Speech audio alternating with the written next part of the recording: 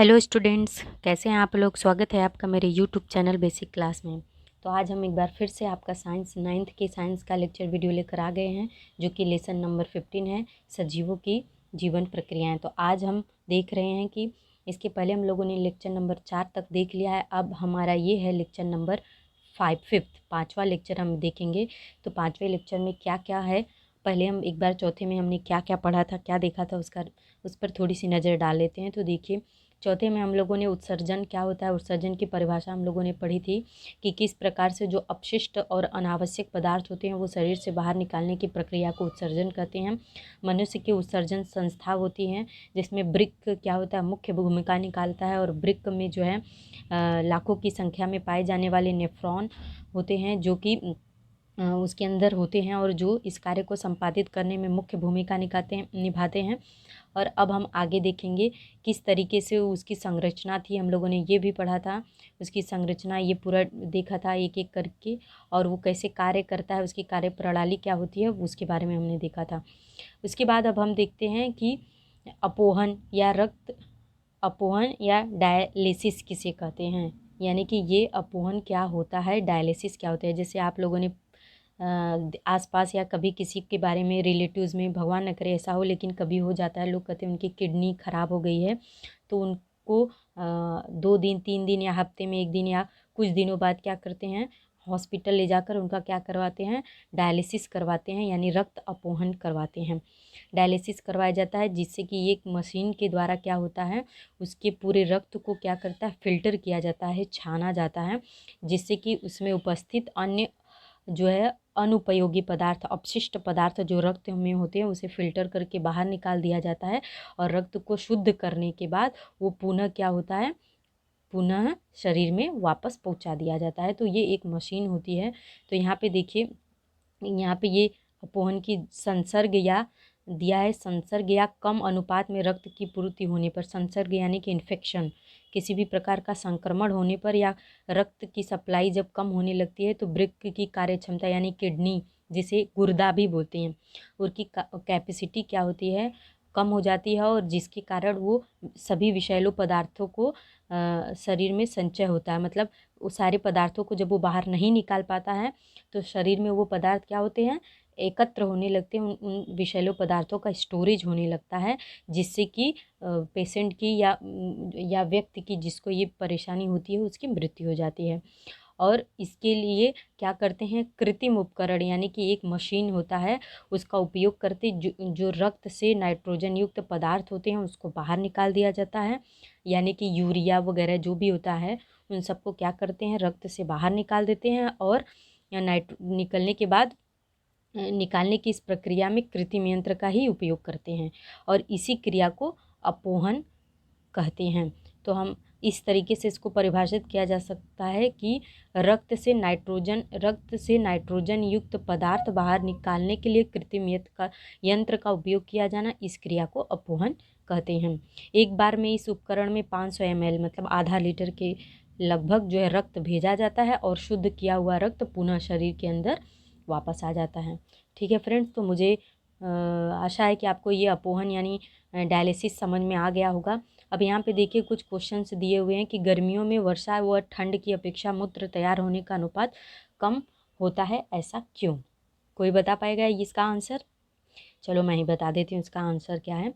गर्मियों में वर्षा व ठंड की अपेक्षा मूत्र तैयार होने का अनुपात कम इसलिए होता है कि गर्मियों के मौसम में हमारे शरीर से जो जल की मात्रा होती है वो पसीने के रूप में भी बाहर निकल जाती है। बहुत सारा बॉडी से पसीना निकलता है, तो पानी भी हम ज़्यादा पीते हैं और क्या करते हैं, पसीना और मूत्र दोनों के थ्रू हम क्या करते हैं, पानी निकालते भी हैं, क्योंकि बाहर का तापमान जो है बहुत क्या होता है, अधिक होता है, तो पसीना होता है, और जिसके कारण और जो पानी होता है हमारे शरीर से, नमक युक्त पानी होता है, वो बाहर निकल जाता है।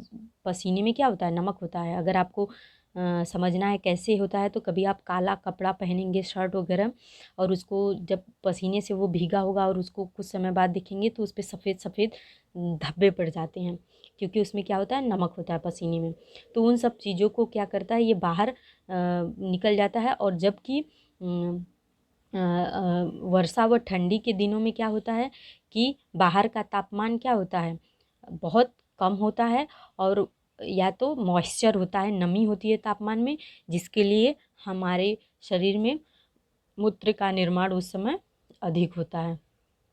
तो इसलिए गर्मियों में वर्षा व ठंड की अपेक्षा मूत्र तैयार होने का अनुपात कम होता है, क्योंकि मूत्र के साथ साथ उस समय पसीना भी बनता है। और वर्षा ऋतु और ठंड में ऐसा नहीं होता, क्योंकि बारिश में और ठंड में हमें पसीना नहीं होता है। आगे दूसरा क्वेश्चन दिया हुआ है कि प्रौढ़ व्यक्तियों में मूत्र विसर्जन की क्रिया नियंत्रण होती है, परंतु छोटे बच्चों में यह क्रिया नियंत्रण नहीं होती है। ऐसा क्यों? जैसे देखा होगा कि छोटे बच्चों को डायपर यूज़ करते हैं, क्योंकि वो बताते नहीं हैं या फिर उनको कंट्रोल नहीं होता है कि उन्हें कब जो है मूत्र करना है या कब उनको सुसु आ जाएगी। तो ये ऐसा इसलिए होता है क्योंकि छोटे बच्चे जो होते हैं उनकी जो नियंत्रण क्षमता है, तंत्रिकाओं पर जो नियंत्रण होता है वो पूरी तरह से विकसित हो गया रहता है, लेकिन छोटे बच्चों में तंत्रिकाओं पर नियंत्रण विकसित नहीं होता है, इसलिए वो इस पर नियंत्रण नहीं कर पाते हैं। अगला क्वेश्चन क्या दिया हुआ है कि कभी कभी भोजन करते समय अचानक हाथ की उंगलियां या जीभ दांतों के नीचे आने से हमें वेदना यानी दर्द होता है। तो ऐसा क्यों होता है? कभी कभी आप अचानक खाते होंगे तो दांत के अचानक उंगलियां जो है जीभ या उंगलियां क्या होती है दांतों के नीचे आ जाती हैं। तो जल्दबाजी में जब हम कुछ खाते हैं तो हमारा ध्यान किसी दूसरे काम पर होता है, तो हमारा जो शरीर होता है वो पूरी तरह से समन्वय यानी कोऑर्डिनेट नहीं कर पाता है, और अचानक हमारी उंगलियां या जीभ क्या होता है दांत के नीचे से आ जाता है। ऐसा होने पर क्या होता है, संवेदी जो तंत्रिका है से मस्तिष्क की ओर से आवेग पहुंचाया जाता है, संवेदी तंत्रिका में मस्तिष्क से आवेग पहुंचाया जाता है और जिसे हमें दर्द होता है। ठीक है फ्रेंड्स, आई होप आपको ये भी समझ में आ गया होगा।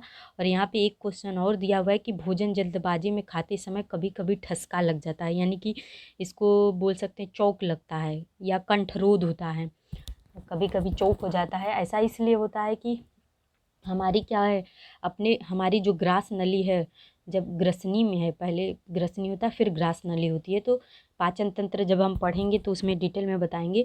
तो जो ग्रसनी होती है में अन्न नलिका और श्वास नलिका, अन्न नलिका जब हम खाना खाते हैं और अंदर जाता है, और श्वास नलिका जो हमारे नाक से होकर जाता है, तो उन दोनों के बीच एक एपिग्लोटिस नामक वॉल्व होता है।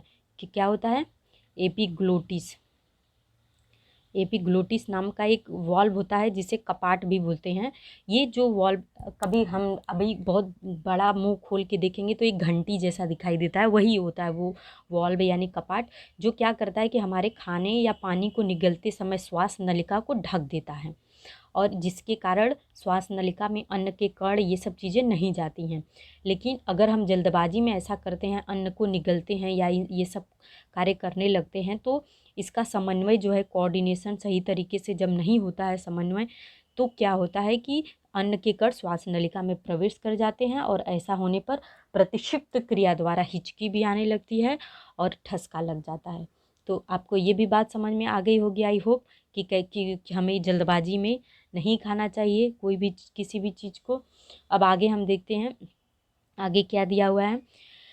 आगे दिया है कि किसी भी बहुकोशिकीय सजीव में, पहले ये अब हमारा नेक्स्ट टॉपिक क्या है, ये सारी चीज़ें किससे संबंधित थी? समन्वय से। समन्वय यानी कोऑर्डिनेशन। कोऑर्डिनेशन मतलब क्या होता है, इसको अगर हिंदी में बोला जाए तो कोऑर्डिनेशन मतलब होता है एक तरह से तालमेल। क्या होता है? तालमेल। मतलब कि बहुकोशिकीय जो जीवों की संरचना होती है वो बहुत जटिल होती है, लेकिन इनके बाहरी बहुत सारे अंग और भीतरी अंगों के विशेष कार्य प्रणाली होती हैं, और इन कार्य प्रणालियों को गतिविधियों में अगर तालमेल नहीं होगा तो क्या होगा, हमारे सारे अंग ठीक तरीके से काम नहीं करेंगे। जैसे मैं एक एग्जांपल आपको समझाती हूँ कि अगर हमें सुनना है और सुनकर लिखना है, ठीक है। जैसे मैं आपकी टीचर अगर आपको कुछ बोल रही हूँ ऐसे लिखने के लिए, या मैं बोल रही हूँ हार्ड वर्ड्स और आप सुनेंगे तभी लिख पाएंगे पेज पर। तो अगर आपका कान जो है सही तरीके से काम नहीं करेगा तो आप क्या होगा, आप लिख नहीं पाएंगे, या आँख नहीं देख पाएगा तो ब्लैक बोर्ड पर जो लिखा है आप देख नहीं पाएंगे, तो सही तरीके से नहीं लिख पाएंगे। तो यानी कि हमारे जो सारे अंग है उसमें एक विशेष तरह का तालमेल होता है। जैसे हम सही तरीके से अगर बारिश के दिनों में रास्ते पर बहुत सारा पानी पड़ा हुआ है तो हम क्या करते हैं, एक तरह से सामने जो गड्ढे हैं तो हम क्या करते हैं, मैपिंग करते हैं। हमारा आँख देखता है और माइंड तुरंत मैपिंग करता है और हमारे तो हम मैपिंग करते हैं और इस तरीके से हम अपने कदम को आगे बढ़ाकर अपनी सही जगह पर पहुंच जाते हैं। तो यानी कि एक तरह से हमारे सारे अंग क्या करते हैं, कोऑर्डिनेट करते हैं। और ये समन्वय जो है एक विशिष्ट तरह का जो तालमेल होता है, इसी से हमारे क्या होते हैं, शरीर के सारे अंग यानी कि वो सुचारू रूप से काम करते हैं। चलिए अब हम आगे देखते हैं कि इन विभिन्न संस्थानों को क्या करता है, इन विविध संस्थानों यानी कि सिस्टम्स या अंगों को उनके आसपास के परिसर से विविध उद्दीपनों में योग्य समन्वय होगा, तभी वह सजीव अपने जीवन को सुचारू रूप से चला सकते हैं। यानी कि जब ये सारा तालमेल सही तरीके से होगा तो उसका जीवन सही तरीके से चलेगा। अगर सही तरीके से वो सुन नहीं सकता, कम सुनाई देता है, कम दिखाई देता है, सही से चल नहीं सकता, यानी कि सारे अंग जो है सही तरीके से काम नहीं कर रहे हैं या ब्रेन नहीं काम कर रहा है, तो वो तालमेल नहीं बिठा पाएगा और उसका क्या होगा, जीवन सुचारू रूप से नहीं चलेगा। उसके बाद क्या है कि इन विविध क्रियाओं का क्रमबद्ध नियम अर्थात नियंत्रण होता है और विविध ये सारे क्रियाओं को क्रमानुसार करना अर्थात समन्वय है। और इसी तरीकों से इन सभी क्रियाओं को करना ही क्या होता है, समन्वय, यानी कि एक तरह से तालमेल मैंने आपको बता दिया है, वही होता है। तो आगे देखते हैं कि किसी भी प्रक्रिया को यशस्वी रूप से पूर्ण करने के लिए, यशस्वी रूप से मतलब सही तरीके से पूर्ण करने के लिए उस प्रक्रिया में विविध स्तर पर सहभागी होने वाले विभिन्न संस्थान यानी अंगों में सुयोग्य समन्वय होना आवश्यक है। और यह समन्वय का अभाव या अन्य किसी भी घटना के कारण किसी भी स्तर पर गड़बड़ी होने से अपेक्षित प्रक्रिया अपूर्ण रह जाती है। यानी कि सारे अंग जब सही तरीके से काम नहीं करेंगे, उसमें समन्वय तालमेल का अभाव होगा, तो वो जो कार्य होगा वो उसमें गड़बड़ियाँ होंगी या जैसा उम्मीद रहती है उस तरीके से वो पूरी नहीं होगी जैसे सामान्य लोग कर सकते हैं। तो प्रक्रिया के प्रत्येक किसी भी स्तर पर किसी भी प्रकार की यादृच्छिकता यानी रैंडमनेस नहीं होनी चाहिए, यानी कि एकदम समान तरीके से करना चाहिए, होना चाहिए, उसमें रैंडमनेस नहीं होना चाहिए। तो किसी भी सजीव के शरीर का तापमान, जल का अनुपात, प्रकीर्णों का अनुपात इत्यादि जो होते हैं, ये कारण वाह्य पर्यावरण में उद्दीपन के कारण होने वाली आंतरिक प्रक्रिया में सुयोग्य क्या करते हैं, समन्वय होता है, होना आवश्यक है। इष्टतम कार्यशीलता के लिए सजीवों के विविध संस्थानों में सुयोग्य समन्वय में स्थिर अवस्था रखी जाती है। इसे ही समय स्थिति कहते हैं। यानी कि सबसे बेस्ट कार्य करने के लिए जो अच्छे से अच्छे तरीके से काम को पूरा करने के लिए फ्रेंड्स क्या करती हैं, सारे सजीवों में क्या होती हैं, विविध संस्थानों में मतलब जितने भी हमारे अंदर बाहर सारे ऑर्गेन हैं उसमें सुयोग्य मतलब कि एकदम अच्छे से समन्वय होता है और रोज़ क्या होता है, स्टेबल होता है, स्थिर रहता है। इसे ही क्या बोलते हैं, होम्योस्टैटिस कहते हैं, यानी कि समय स्थिति कहते हैं। तो ठीक है फ्रेंड्स, तो आज मैंने आपको केवल समन्वय बताया और बताया रक्त अपवहन या डायलिसिस क्या होता है। आई होप आपको ये समझ में आ गया होगा। तो अब आगे के लेक्चर में बताऊंगी कि पौधों में समन्वय कैसे होता है, वो कैसे किसी चीज़ को समझते करते हैं या उस कार्य को पूर्ण करते हैं। लेकिन पहले आप ये वीडियो पूरा देखिएगा लास्ट तक, और अगर अभी तक आपने इस मेरे यूट्यूब चैनल को सब्सक्राइब नहीं किया है तो उसको सब्सक्राइब करेंगे, और कोई भी प्रॉब्लम हो या कुछ भी सजेशन हो तो कमेंट बॉक्स में ज़रूर लिखेंगे। तब तक के लिए फ्रेंड्स नेक्स्ट लेक्चर नंबर 6 में मिलते हैं। बाय।